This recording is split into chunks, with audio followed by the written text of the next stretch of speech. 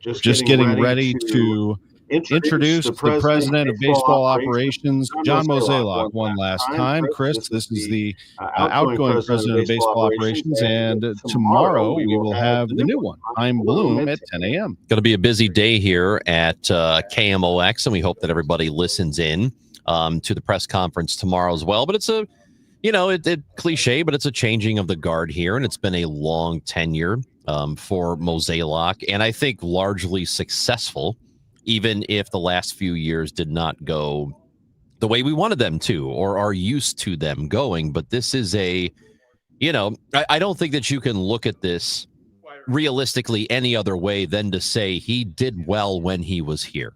And we got treated to you. You don't have to like everything that was done, but we did get treated to some pretty good ball for a long time. That we did. National League champion four times as part of this organization, a world champion twice, and as a scouting director and scouting assistant, general manager, president of baseball operations. You add it all up, 17 postseason appearances, 5 consecutive from 2011 to 2015, which is actually significant because that was mostly after Albert Pujols and Tony La Russa. Here is the chairman, Bill DeWitt Jr. Has been a member of the Cardinals family since 1995. In fact, we arrived here at essentially the same time. Since 2008, he has been our president of baseball operations. Mo's long-term positive impact on our team has been immeasurable. In his current role, he has led the team to 10 postseason appearances, 3 NLCS appearances, 2 World Series berths, and a World Championship in 2011. I've personally enjoyed working closely with Mo over these many years, and I will miss that day-to-day interaction. We wish him all the best. A member of the Cardinals family since 1995. In fact, we arrived here at essentially the same time. Since 2008, he has been our president of baseball operations. Mo's long-term positive impact on our team has been immeasurable. In his current role, he has led the team to 10 postseason appearances, 3 NLCS appearances, 2 World Series berths, and a World Championship in 2011. I've personally enjoyed working closely with Mo over these many years, and I will miss that day-to-day interaction. We wish him all the best in his next chapter, and I can assure you he will always be welcome at Busch Stadium. Thank you. Mo.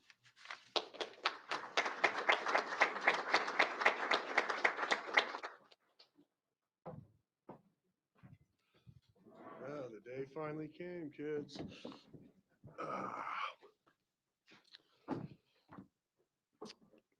First off, I just want to express my gratitude. First to my wife, my daughter, Allie, my son, Will. I thank them. I love them. They've been amazing support to me. I want to thank my parents, my mother-in-law. They've been rocks in my life throughout. I want to thank Bill DeWitt and the ownership group. Bill and I have had a unique relationship. I believe it's one that's very special in the game. I learned a lot from him. I grew from him, and I'm grateful for our time together. So thank you. To all the Cardinal employees, I'm so grateful for the relationships I have grown over the years, from the simple hellos in the hallway to the concerns about the team on why someone's not hitting. You are all amazing. To the baseball operations group, I cannot name you all, but I want to thank you guys for everything. You're amazing. But I do want to name a few. Johnny Vooch, your loyalty and friendship I am forever grateful for. Linda Brower, day in and day out, you are the glue of our operation. Gersh, Moy, Flo, thank you for your dedication and hard work over the years.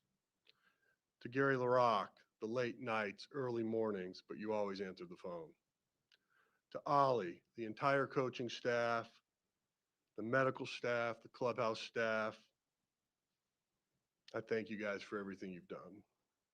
To the players, over the 30 years, made a lot of friends, saw guys come and go, but without them, we're not a baseball team. To Brian Bartow and your team, thank you for all the support over the years. To the writers, yeah, I know you guys probably didn't think this was coming, but to the gentlemen I admired and who passed too soon, Rick Hummel, Joe Strauss, Brian Burwell. To past writers, Bernie Miklasz, Jeff Gordon, and Ben Fredrickson. To the current writers, Derek Gould, Lynn Worthy, Ben Hockman, and Daniel Guerrero. And to Katie Wu, John Denton, and Jeff Jones. Relationships with media can be strained, but at times, I hope you all understood or realized that I understood the difficulties of your jobs. Over the years, I do know, or at least I hope, there were more ups and downs, but that most of all, you felt like you were treated professionally and with respect. So I thank you all. To some media personalities, Martin Kilcoyne and Frank Cusimano, thank you guys for the friendship over the years. Special shout out to Jim Hayes, who's been doing this for a long time, but I can honestly tell you, and I speak for both players and staff, we're very grateful for the great job he's done over the years. I've been asked over the past year why step down. And to me, it became simple. I love this job, but I also knew it was time for a change. Trying to reinvent yourself every year can be challenging. The drumbeat was getting louder, candidly real loud, for a new voice, and I heard it.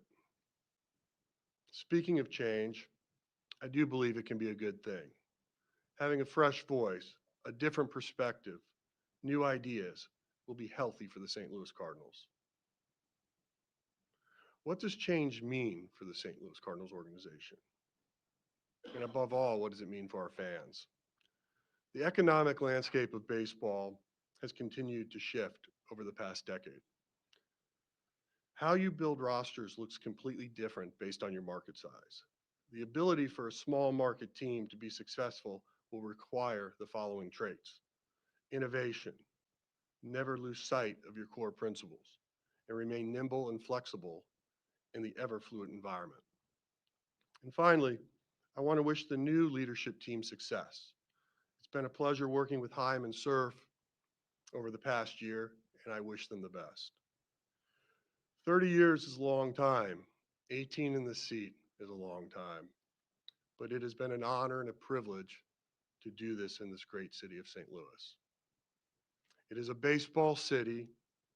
It is my home. And I think the future for this city and this team is bright. So thank you. Questions? Jeffrey. Mo, as you prepare to just walk outside of here, step outside of this and look at this as an outsider, what's your view of where the organization is today, where you've left it, and what the next thing is? Well, obviously, when we look back at the past few years, we haven't gotten to where we wanted to, right? I think under Bill DeWitt and that ownership group, we always went into it trying to get to October and hopefully get to the World Series and win. Obviously, there's only one winner every year.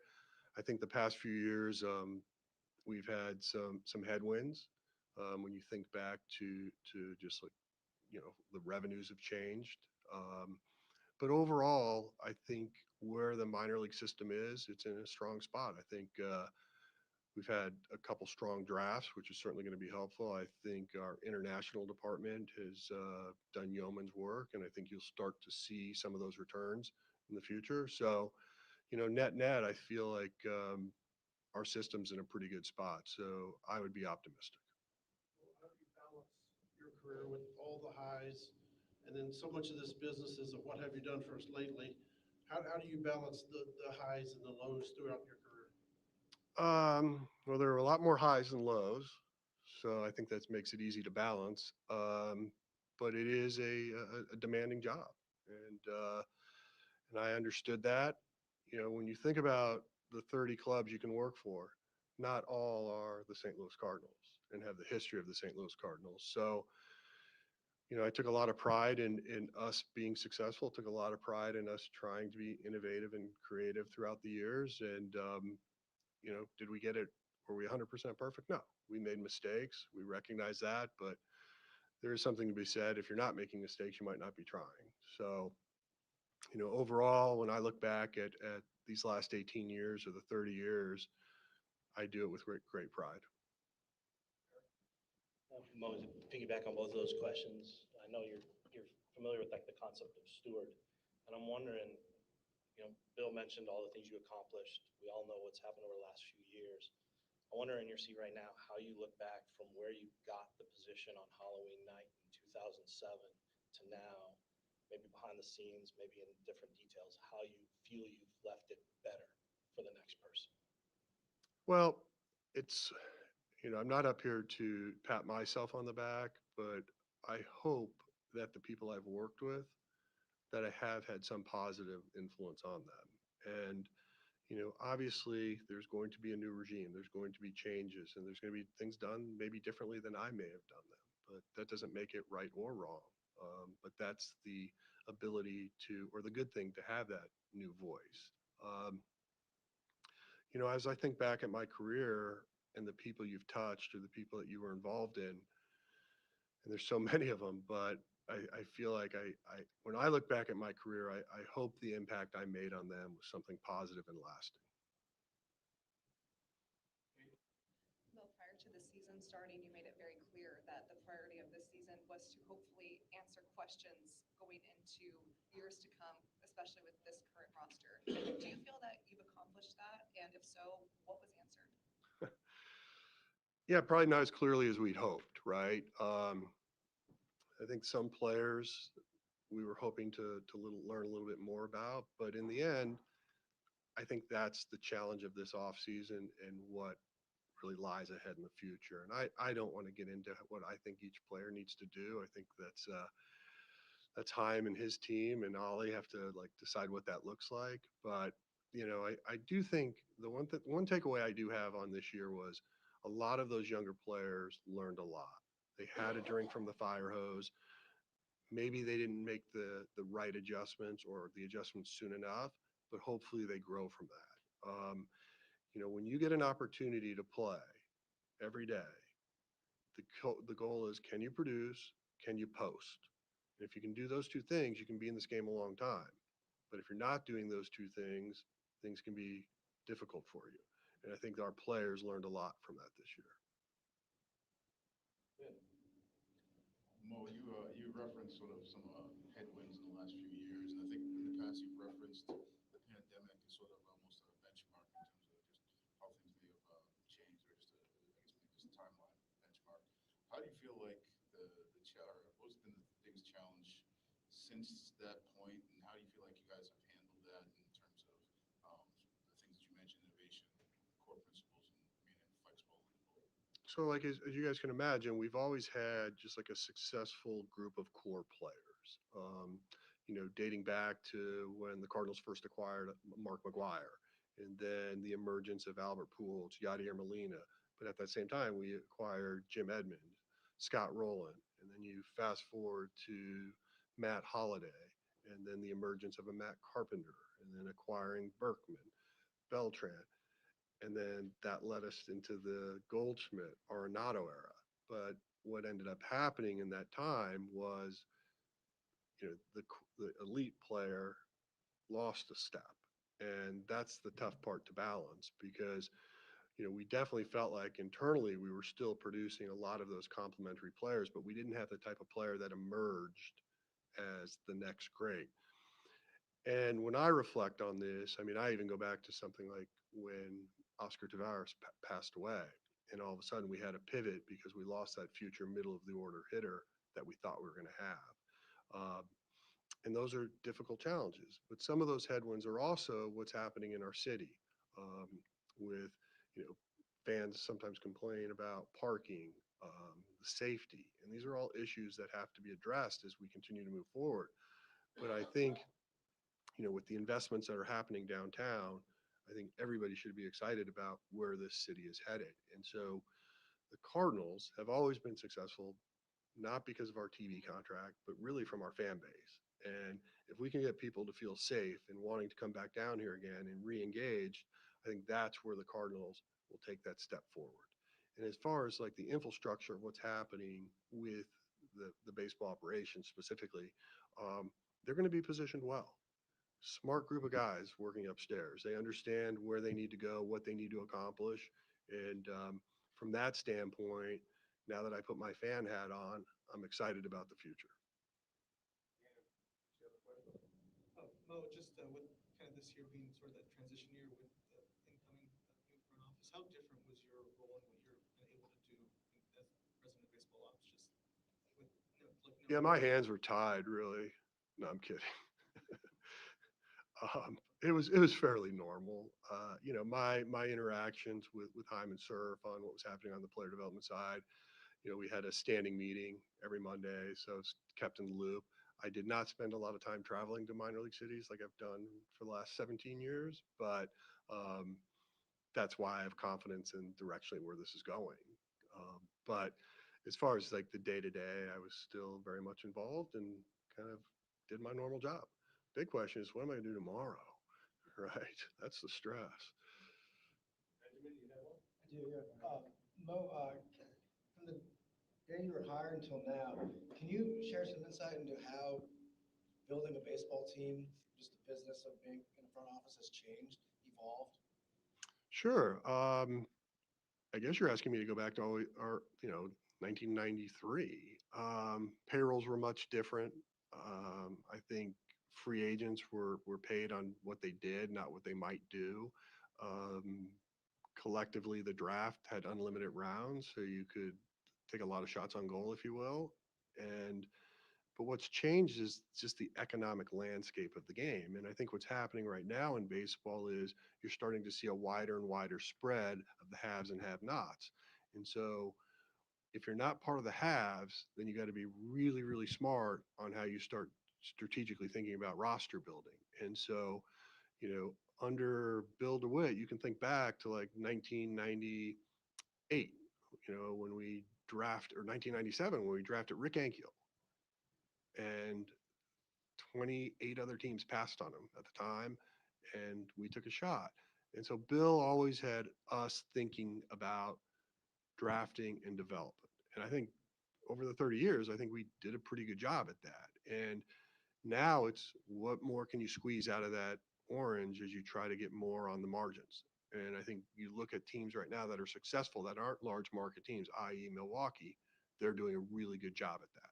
And that's what we need to replicate. Thank you. Well, I'll preface this with hindsight is, of course, 2020, but when you came into this year, you made it clear that the intent was still to win, but there might be some organization decisions that prioritized player and development over winning that particular game. When you look at how the National League playoff picture ultimately shaked out, is it hard to stomach that, or are you confident that this is the right thing to do for the organization?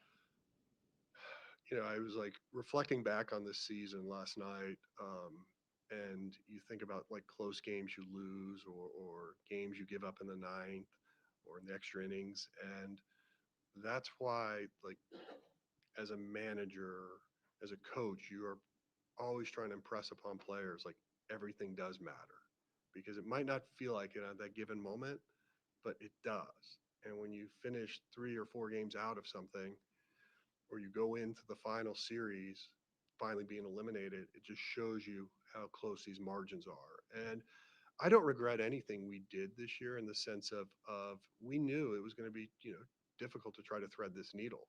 If you're looking at hindsight, would it have been smarter to try to trade some of the players that we ended up trading in the offseason? But we wanted to give our fan base some level of hope. We wanted to try to see if a couple guys did click and get hot. And, unfortunately, we did come up short. No, I remember in 22, you told me in St. Louis, you're not allowed to rebuild, that you have to keep building on the fly. But the way it went downhill in 23, looking back, would you have done it any differently as far as starting a major rebuild in 23 as opposed to trying to keep it together?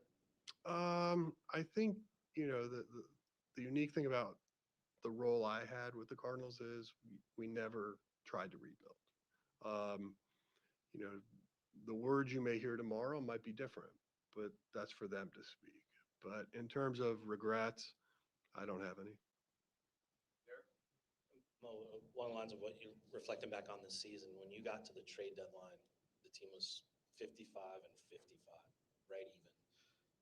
Could you give us a window into the decision at that point? Because if you're looking for the holistic view of the organization, you make the trades, but you also had the pressure of knowing these were your final weeks and the brand of the Cardinals. How did you weigh those? What kind of discipline and what kind of influence was on the factor that you directly influence what followed by trading pitchers? Yeah, obviously we made trades, right? And arguably you could have said we could have done more, but we were still trying to thread that needle as best we could. And the irony is that I do think like the bullpen stepped up when we, lost some arms, but I think from an offensive standpoint, the consistency on a day in and day out basis just became too much for us. And I think back to that.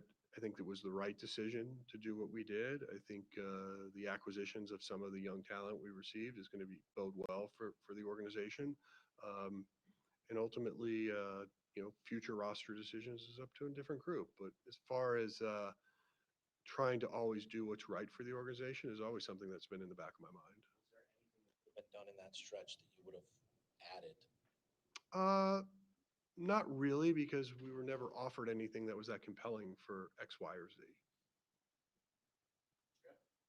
Well, when you talk about the economics of the game as they exist now and the way that it's a little more stratified than maybe it was 20 years ago, how do you reflect on your role in that?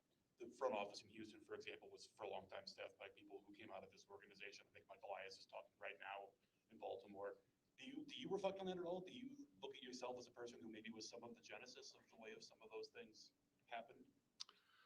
Well, I definitely think, my experience and what I was exposed to added to a more modern game of baseball as far as decision making. But I think like as far as like the haves and have nots, no.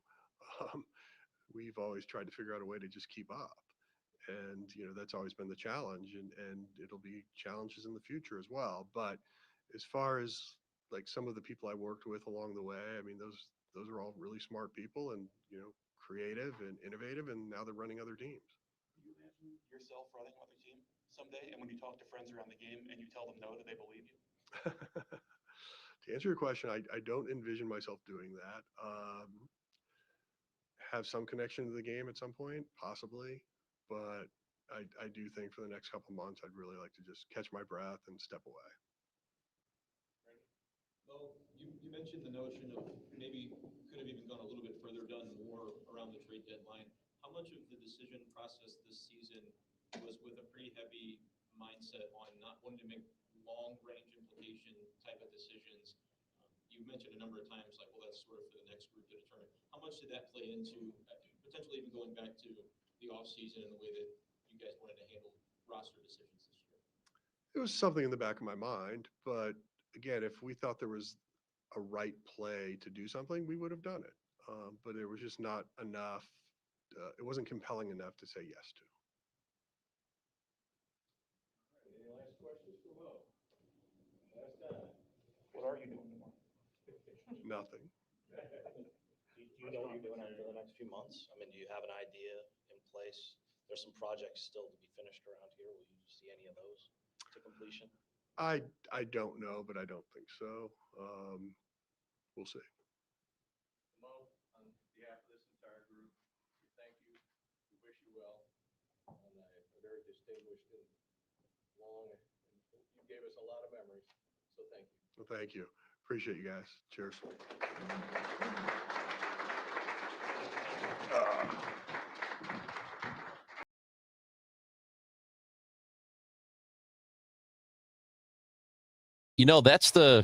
That's the kind of thing we all aspire to. What are you doing tomorrow? Nothing. Don't you just want to say you're doing nothing tomorrow? There's nothing better than nothing. Yeah, sounds pretty good. I'll tell you what we're going to do right now is we're going to take a break. We got to do something. We got to pay some bills. It's 12:25. But when we come back after the break, and Chris will give us a weather forecast, we'll catch up with Matt Pauley. He is in the room right now as John Mozeliak continues to chat with a couple of reporters on his way out. We'll get Matt's thoughts here at Busch Stadium about it. We will, of course, go back to our Gashouse Gang feed and check out your comments and questions about what you just saw. We'll play some of those and put them up on our screen.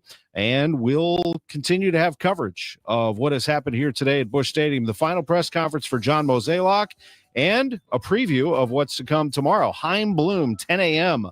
live on KMOX. It's the Gashouse Gang, sponsored by Saliga Heating and Cooling, SaligaHeatingandCooling.com, and we'll be right back, and by Anderson Hospital. Hey, it's Jeff Sachs at Sachs Financial. Did you know that you have a pension and there are ways to maximize how you take it? That's right. It's called Social Security. Find out more at retiresafestl.com/guide. That's retiresafestl.com/guide. You're listening to Leaf Filter Radio, and the guru of gutter protection himself, Chris Coonahan, is here to take your most pressing leaf-related questions. Hey, everybody. Chris here. I understand we have Ron on the line. Ron, where are you calling from? Uh-oh. Ron, are you calling from a ladder? Well, I was. I wanted to ask Chris what I need to do to get my gutters ready to have leaf filter installed. Oh, Ron, you don't have to do anything. A Leaf Filter Trusted Pro will come out and clean out your gutters, realign and seal your gutters, and install Leaf Filter, America's #1 gutter protection system. So I didn't need to get on this ladder? Ron, Leaf Filter Trusted Pros are in your neighborhood and ready to help. Just visit leaffilter.com/deal to schedule your free gutter inspection and get up to 30% off. Thank goodness. What was that site? To get this special radio offer, go to leaffilter.com/deal for your free gutter inspection today and get up to 30% off. That's leaffilter.com/deal for up to 30% off. leaffilter.com/deal. See representative for warranty details. Tom Ackerman here, always proud to talk about Genesis of St. Charles, and especially when they're trying to sell cars with the all-out sellout and out to break all sales records in the month of September. You can buy online and let them deliver to you. People are flocking to Genesis of St. Charles at 5601 Veterans Memorial Parkway. You'll love the state-of-the-art facility and the luxurious service that Genesis of St. Charles provides. Missouri's first and only standalone Genesis dealership, not to mention Genesis of St. Charles is the #1 Genesis dealer in the state of Missouri for 2025. They call it the all-out sellout. They are out to break all sales records in September.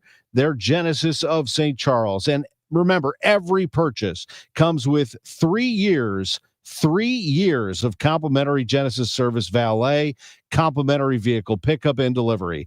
GenesisofStCharles.com. Glover here for my friends at Cantor Injury Law. Cantor is local, and we're here doing the work every day. We're right here in St. Louis, and we're ready to fight for you. CantorInjuryLaw.com or call 314-628-9999. The choice of a lawyer is an important decision and should not be solely based on advertisements. Well, we have higher than normal temperatures this time of year. Gross. It's 86 degrees. Feels like 93. The high today will be 89. The weather brought to you by Financial and Tax Strategies. Retirement shouldn't feel like balancing a checkbook while blindfolded. I'm Gary Goldberg, and my team helps you see the big picture so you can retire younger, richer, and with less anxiety. Because guessing is not a strategy. Tune in to Wealth and Wisdom with Gary Goldberg Saturday mornings at 7 here on KMOX. I'm John Morgan of Morgan & Morgan. We recently received a call from an injured person. The insurance company had offered them $11,000. We took the case over and got more than $2 million in court. Morgan & Morgan. Visit forthepeople.com for an office near you. 1120 AM, 1041 FM, and streaming on the Odyssey app. KMOX is with you, however you listen, wherever you listen. Welcome back to the Gashouse Gang with Chris Ranji. I'm Tom Ackerman. Chris in our downtown studios. I am here at Busch Stadium, and joining me is KMOX's Matt Pauley, who just was in the room for the John Mozeliak final press conference. Your thoughts on what you saw here? Yeah, I thought it was a lot of no real questions were answered. I don't think we went into this thinking that real questions were going to get answered. Anytime we started to get into that territory, it was that's a question for the next regime. I think it was a nice opportunity to honor Mo for what he did over a very long amount of time. Glad that he got the opportunity to thank a number of individuals, got a little bit of insight into what this season looked like this past year, but I don't know. I don't think there was a whole lot of note that was really said. It was nice to do. I think it was something you should do. But now it's time to move on to what's going to be next. He did say, I love this job, but knew it was time for a change. And this is a significant era in Cardinals baseball. Tomorrow, there will be a new head of baseball operations, also known as a general manager. That title was basically changed for John Mozeliak in the middle of his tenure, which went 18 years. And Chris, when you look back at Cardinals history, I mean, there's only been two as long as I've covered the team. Walt Jocketty from the mid 90s, and I started in 1997, as did you, behind the scenes right around that time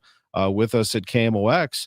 And then John Mozeliak in 2007 takes over and ends up for 18 years running the operations, although he had been with the organization for 30 years. It is a big change because the two were tied together. Jocketty brought in Mozeliak, and when he was fired, they ultimately hired the man that he brought in to work along his side. And there's a lot of continuity here too, going from, so I mean, you're talking decades now of continuity from Jocketty to Mozeliak to now Chaim Bloom, who's been in the organization for a couple of years already. So it's not like he's jumping in out of nowhere. And I suppose there's a lot of value to that, to having somebody who's been here, kind of knows what's going on, has been able to at least sit back and observe, watch, know what's happening, and then now he can put his stamp on it. And I don't know how different this is all going to look, the way they operate, how it's going to look. We're probably not going to have any real idea of that until well into next season, or maybe even beyond that. I mean, they're going to make changes with the roster for sure, but it's really about how the organization looks, how it operates, and if there are some noticeable differences. And I don't know how much we can really expect in that regard, at least not early on. I did think it was notable when I think John Denton asked a question about, you had previously said that the Cardinals don't rebuild. And Mo's answer was, well, you might hear something different tomorrow. Yep, he did say that. Honestly, that was probably the single biggest thing that was said today, because that gives us probably an indication that the conversation is going to be more about a rebuild come tomorrow. That was classic Mo, and he's been doing it for years. He did it on Sundays on KMOX. He did it in his media scrums and in his press conferences. If you listen closely, he usually gives you a little something to think about that's coming, and he never led you astray either. And what he said right there, and we talked about it right before you came in as well, Matt, when he said that is something you might hear differently tomorrow, that is a clear indication that we are going to hear about how they are going to rebuild this franchise tomorrow, with Chaim Bloom overseeing things, Chris, when Rob Serfolio and everybody else. Right. So I know Matt talked about this with us on the Chris and Amy show earlier today, and what the appetite, or at least I guess the grace that Cardinals fans would give the organization if they were to just flat out say, look, we are going to rebuild. We are going to do this from the ground up. It's going to take a little bit of time. We hope that you bear with us. We hope that you stick with us while we go through that process. And I think that the philosophy the Cardinals have had for years, 15, 20 years, however long you want to say it, of we don't rebuild, we just continually retool and try to stay competitive the entire time. I think that is a perfectly sound philosophy, but we have seen teams be successful in the last decade or so, kind of tearing it down a little bit and then starting over and then having really good results after they did that. The Cubs have done it. The Astros have done it. So we've seen it work. And because we have seen it work, I wonder how lenient people would be if the Cardinals were to just say, look, stick with us. We promise this is going to work. This is going to work. And a couple of years from now, you are going to see that we have moved in the right direction and made the right decisions. I think there'd be an appetite for that. But, as Matt, you said this earlier, you're not sure how patient people would be. I think they would be at first. I think they'd certainly buy in at first. And maybe I'm giving them more credit than deserved, but I think they'd stick this out. I think they would if the Cardinals were totally upfront about what was next.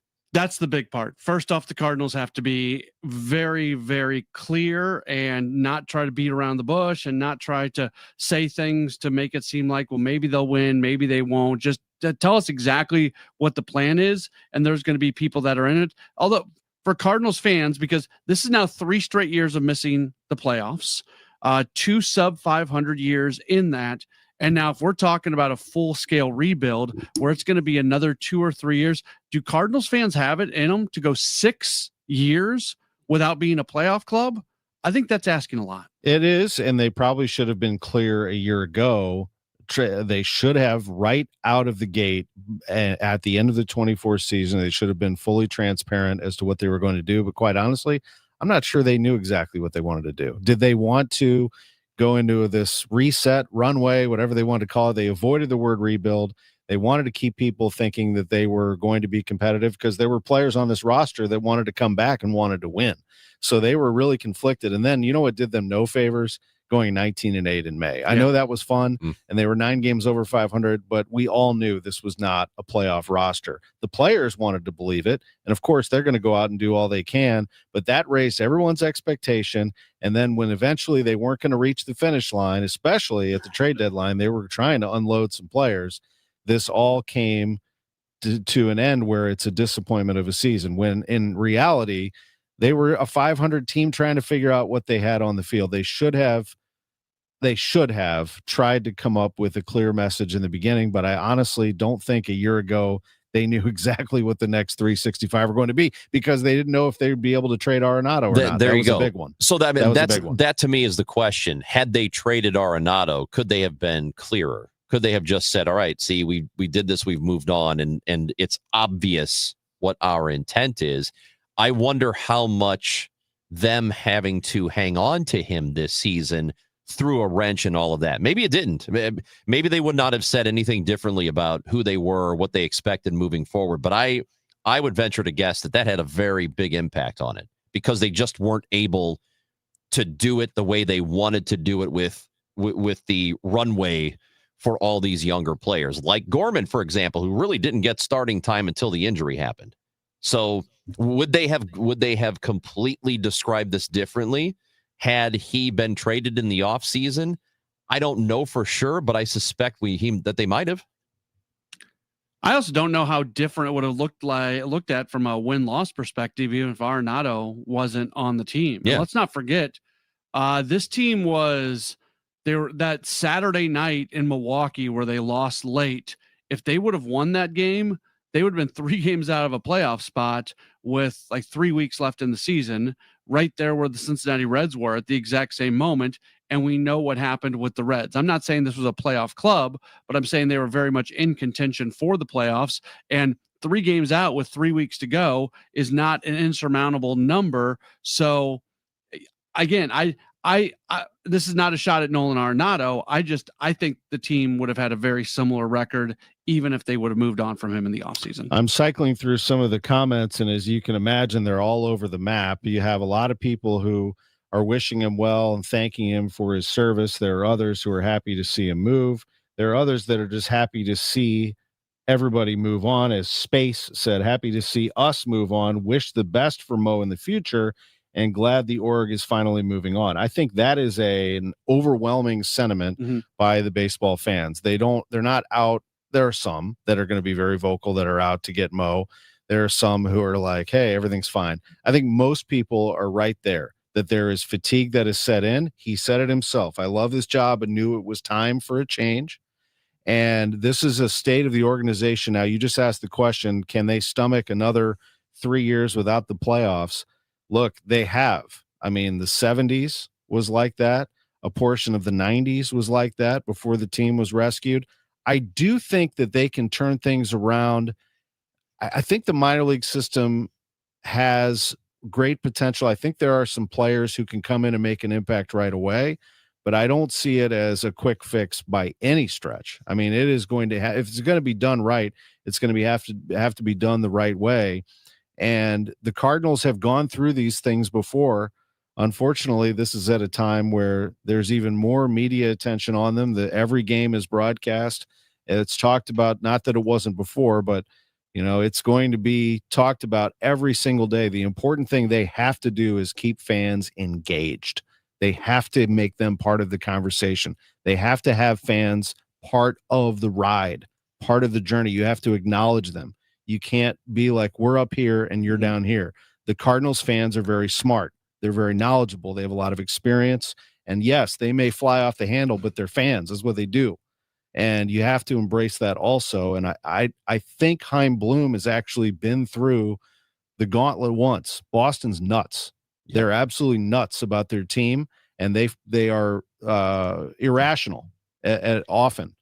Tampa Bay is completely different, but he's actually seen what it's like to build a minor league system, and he's done it very successfully. He actually did it in Boston too.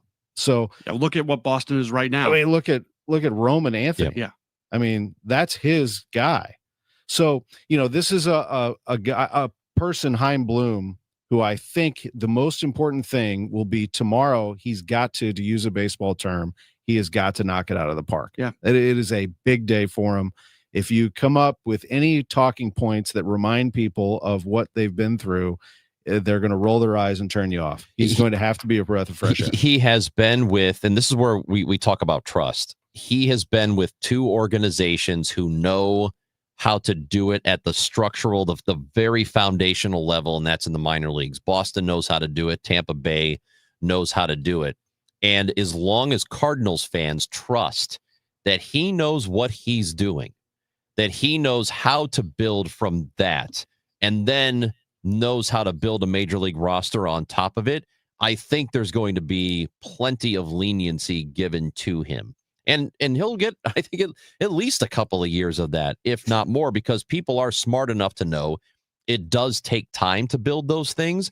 They just want to know, or they just want to at least trust that you know how to make that a winner at the end of it. I mentioned the Astros, I mentioned the Cubs, the Red Sox are another example of a team that kind of tore it down to the studs and then built themselves into a real perennial contender for a long time. Cardinals fans just need to know that this guy knows what he's doing, and he can start with that tomorrow by being clear about what the direction is and saying, hey, I've seen it. I know that it can work, and I know how to do this, and this is how we're going to handle it.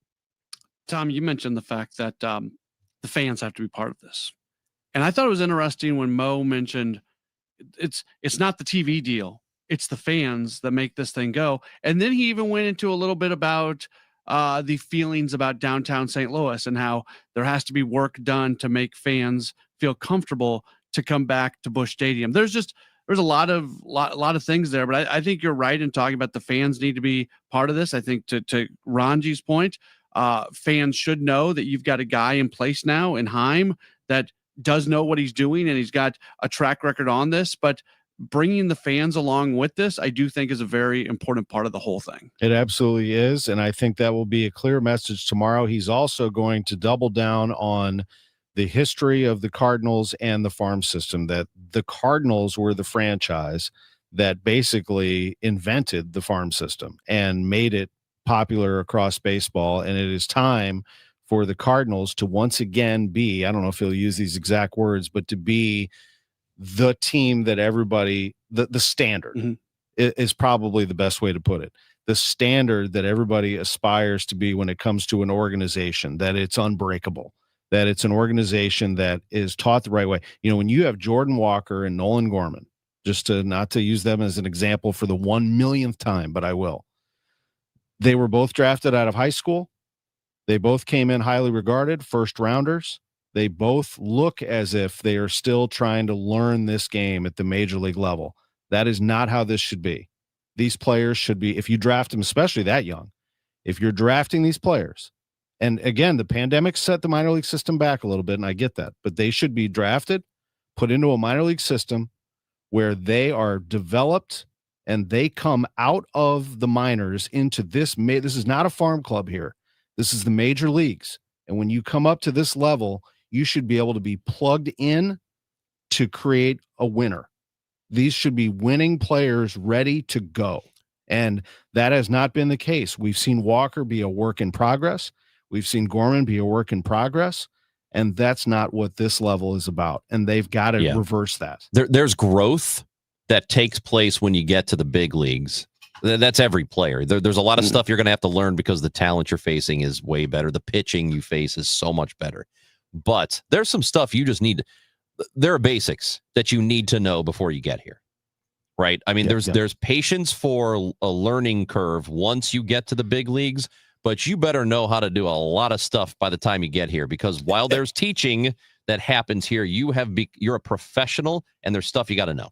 And by the way, before we take a break, they used to be that, and they used to be that under John Mozeliak's watch. John Mozeliak was the one who took over in 2007 and did what Bill DeWitt wanted, which was to develop players, to follow them, study in analytics, and to closely monitor these players as they rose through the system. And in 2011, 4 years later, they were for the first time Organization of the Year. Baseball America and everybody else talked about them. Not only did they win the World Championship, but they were Organization of the Year. He was Executive of the Year, and they won it again. And that was because they were the team that everybody tried to replicate. You asked, Derek Gould wrote a nice piece about it, asking all these other executives. Everybody wanted to be Mo, and everybody wanted to be Mo's system. And somewhere along the line, they did get there, and then they passed him. Yeah. And so, it's time for a change, but it is okay to give credit to the previous 27 years before this really started to come to an end here in these final 3 years of not making the playoffs. And we have, I think in the coverage of this have been fair in following. We are going to take a quick break. We'll come back, have more. We have a lot of comments that have rolled in. We're going to continue to pop those up on the live stream, and we'll read some of those in our final segment. With Matt Pauley, I'm Tom Ackerman at Busch Stadium, Chris Ranji, Matt Pajeski, back in our KMOX studios. It's the Gashouse Gang. It's sponsored by Saliga Heating and Cooling, SaligaHeatingandCooling.com, and by Anderson Hospital. We will be right back. Thinking about a bath remodel or swapping that old tub for a sleek, easy-to-clean shower? Glover here for Michael's Baths with one question: what is there even to think about? Michael's beats the competition by 30 to 50%, uses top quality materials, and backs it with over 30 years of experience. And now they'll throw in a free shower door or $500 off. Schedule a free in-home consultation, 636-775-0800, michaelsbaths.com. That's michaelsbaths.com. The Musial Awards celebrates its 20th year on Saturday, November 22nd at Stiefel Theater. You can be in the audience for this nationally televised event hosted right here in St. Louis. It's a night to be entertained and inspired. Tickets at musialawards.com. KMOX welcomes Trans-Siberian Orchestra and their monumental tour, The Ghosts of Christmas Eve, to Enterprise Center December 23rd at 3 p.m. Tickets are on sale now at Ticketmaster.com. A portion of the proceeds benefit Sightman Kids at St. Louis Children's Hospital. And right now, Trans-Siberian Orchestra is offering their lowest ticket price in years, starting at $55, including fees, only for a limited time. For more info, KMOX.com/events. House stealing. It's a nightmare that's real. It's the FBI's term for thieves stealing your home's title and draining your equity. Just one fake document filed with a recorder, and scammers can own your home on paper, drain your equity, and do it all without you even knowing. Imagine waking up to a foreclosure or eviction notice. Listen to former title thief Matt Cox. What people don't realize is the ease in which this crime can happen.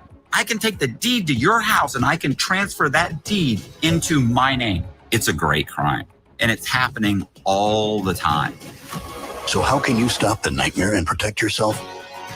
Find out if you're already a victim now at HomeTitleLock.com. Use promo code RADIO and get a 30-day free trial of their $1 million triple lock protection, a title scan, and access to a title specialist, a $250 value. Don't wait. Go to HomeTitleLock.com now, promo code RADIO. When life happens and you need to sell your St. Louis area home, call trusted realtor Gloria Liu with Your Home Sold Guaranteed Realty. Gloria is St. Louis's real estate expert with more than 22 years of experience and expertise, helping you sell quickly and for the most money. Selling your home can be so stressful, especially when life happens, like a sudden job change, a passing of a loved one, or a growing family. Knowing exactly how much your home will sell in today's market is the first step. Then I back it up with an upfront written guarantee. My guarantee is simple and easy to understand. If I can't sell your home at our agreed upon price and time frame, I'll buy it myself. When life happens, the name to remember is Gloria Liu, your home sold guaranteed realty. I strongly suggest you call her right now at 314-325-6888, 314-325-6888, or visit gloriahasthebuyers.com. Gloria and seller must agree on price and possession date. Now back to the Gashouse Gang, sponsored by Saliga Heating and Cooling on 104.1 FM KMOX. We got about 6 or 7 minutes to go here, and then we'll turn things over to the Dave Glover Show. We have full coverage tomorrow from Busch Stadium. Chaim Bloom's news conference at 10 o'clock. That is going to be very, very interesting. Not that this wasn't, but it's John Mozeliak's farewell news conference. He's not going to give you a ton of news items at this point. In fact, he said it yesterday on Sports on a Sunday Morning. This is going to be for me to give gratitude, to talk about my career. I know I'm going to answer some questions, but I'm not talking about what's ahead. That's for the next regime. I'll tell you one thing, though, that needs to be nipped in the bud tomorrow, and that is Ollie Marmol. I mean, it's still like hanging out there. Look at these comments that come in. Here's Steve Niles, not spending a dime until they get rid of Ollie. They want a blank slate, then wipe it clean with coaching and management. I mean, you just one after the other of, and the supporters of Ollie are not going to be as vocal as those, Matt, who are negative towards Ollie, but a change in manager, I just don't see it happening. I don't either. And I'm excited to see, we didn't always know when some controversial decisions that got connected to Ollie, I think sometimes were coming from above his head. I think Ollie and Chaim are going to get along great. I think it's going to be a very good partnership. But even if it's not, I think you need to learn that before you move on from Ollie if they were. And I hope they don't move on from Ollie. I hope everything is great. But I'm excited to see Ollie managing the club under a Chaim Bloom-led baseball operation. I think that's going to be something that could be very, very good. And hey, if they get done with the next season, they just say, you know what? We don't work well together, then you shake hands and you move on. But there's no reason to do that with a guy like Ollie, who, despite what many people believe, really has gotten a lot out of this roster. Had no business. They should have been much worse than they were this year. Yes. Yeah. And so managers aren't everything. And I still think that we dramatically overrate how much influence a manager has on what happens on a baseball field. You can create a good environment for your players. You can know how to push the right people at the right time. But the game itself is not as strategic as like football is, for example, where your offensive scheme matters and your defensive scheme, your offensive game plan, all this stuff that is so heavily driven by not just talent, but coaching. Baseball is different. Baseball is a much, much different sport, and most of the game is one-on-one. And so you cannot have your hands on everything a batter and a pitcher do, which is why I think we overrate the influence of managers. And if you think this season was not particularly good because of the manager, I just think you have a fundamental misunderstanding of how baseball works. I think you get a pretty good manager, you keep him there, and you hope that the players do their jobs like they're supposed to. What can he do? Make the lineup, make some pitching changes. I would argue he did really well with the bullpen this year, considering how the bullpen has done or did do. And that's like the main job. That's like the one thing that is the most noticeable thing a manager does is utilize a bullpen. And it would be really difficult to argue that he did a lousy job with that. So if you watch that happen all season and then say, yeah, he's no good, go get somebody else, what the hell do you think's going to happen next? Who do you think's going to come in and turn a 78-win team into an 88-win team just because he's in the dugout? If you think that somebody else would have had them 10 games better this year, I think you're out of your mind. Yeah, you know what you need? You need better players. Better roster. It's right. That's just the way it is. Every single manager who knows what he's talking about says if you don't have the horses, you are not going to win. And they are right. Now, I think that some of the Ollie detractors are big Mike Schilt fans that from day one said, that's not my guy. And I'm really upset at how Mike got let go. And so therefore I am going to ride Ollie until it's over. And that's just the way it's going to be. And he's going to have to deal with that. And I think actually he's gotten better and better with living with that. And he has, I believe the front office has his back. We're going to find out for sure when they say it tomorrow. I think the players like him and have his back, but he also holds them accountable. I do think he's going to have a much different roster. A much different roster. Folks, I'm just preparing you that I think that the Cardinals are going to make some changes in this offseason that are going to be significant. We'll figure out just what they are, who they're going to hang on to, and that's going to be a discussion for tomorrow because Chris and Matt and Kevin Wheeler and Bernie Miklas, we're all going to be together tomorrow, and we're going to do a full 3 hours of coverage tomorrow. We're going to start with Heimblum's news conference at 10. We're going to anticipate that going until about 10:30, and then we are going to have a load of guests and analysis, including you, because our viewers and listeners are very important in all this, and we're going to continue to include you. And any questions about, is the Gashouse Gang going to continue the offseason? We started as an offseason show, actually, a year ago. And yes, we will. We will take you all the way to spring training. So we look forward to that. Matt, thank you so much for being here today. Thank you for having me. Appreciate you. Thanks to Ben Boyd as well. He popped in here to say hello and oversee some things. Thanks to Chris Ranji and to Matt Pajeski. Well, I'm at work. I'm getting paid. This isn't voluntary. I know. I mean, same for Matt. What are you thanking him for? He's supposed to be there. I know, but he's good. He's good at what he does. Very good. I love him. We will see you soon. DGS is after us. And then tomorrow morning, 10 o'clock, put it in your phones. We want to see you. We want to be part of it. We will be here live. Hey guys, Kevin Wheeler here for 213 Complex, which you can pick